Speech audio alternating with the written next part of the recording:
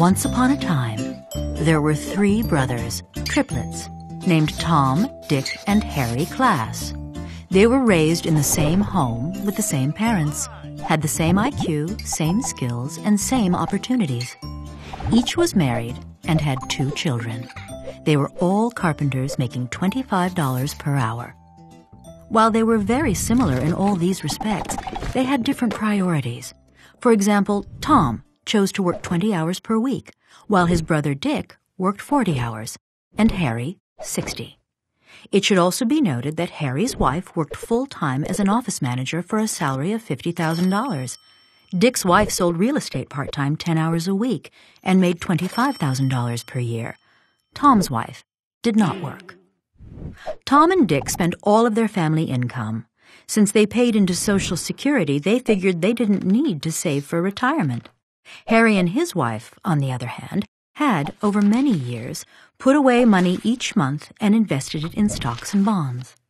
Here's how it worked out. Tom made $25,000 a year. Dick and his wife made $75,000, and Harry and his wife $150,000. When a new housing development opened up in their community, the brothers decided to buy equally priced homes on the same private street. One day, the brothers decided to pool their funds for the purpose of improving their street. Concerned about crime and safety, and wanting a more attractive setting for their homes, the 3 families decided to install a security gate at the street's entrance, repave the street's surface, and enhance the lighting and landscaping. The work was done for a total cost of $30,000. Harry assumed they would divide the bill 3 ways, each brother paying $10,000. But Tom and Dick objected. "Why should we pay the same as you?" they said. "You make much more money than we do." Harry was puzzled. "What does that have to do with anything?" he asked. "My family makes more money because my wife and I work long hours and because we have saved some of the money we've earned to make additional money from investments. Why should we be penalized for that?" "Harry, you can work and save all you like," Tom countered. "But my wife and I want to enjoy ourselves now, not 25 years from now." "Fine, Tom. Do what you want. It's a free country. But why should I have to pay for that?"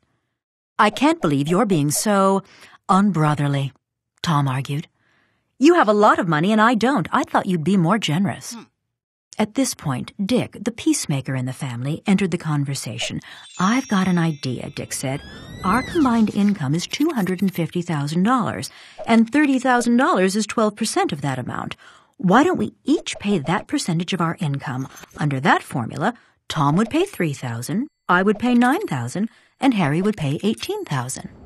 "I have a much better idea," said Tom, "and one that's fairer than what you're proposing." Dick and Harry turned to Tom. "Harry should pay $23,450. Dick, you should pay $6,550. And I will pay nothing." To Dick, this sounded completely arbitrary and not really fair, but it did have one big plus.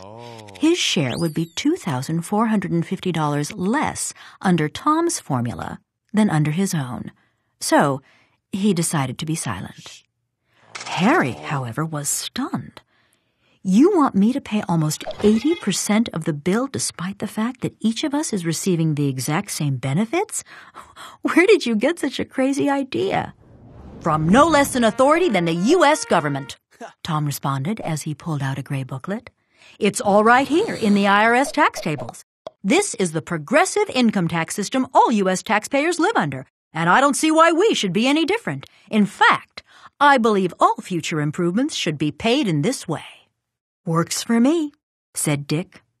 So, by a vote of 2-1, the cost of the street improvements was divided as Tom had proposed, even though they benefited equally, and even though the reason Harry had more money was that he and his wife had worked many more hours than his brothers and their wives, and had saved some of what they had earned, instead of spending it all. Tom and Dick lived happily ever after with their new arrangement. Harry grumbled a lot, but whenever he complained, his brothers called him greedy and selfish. The end.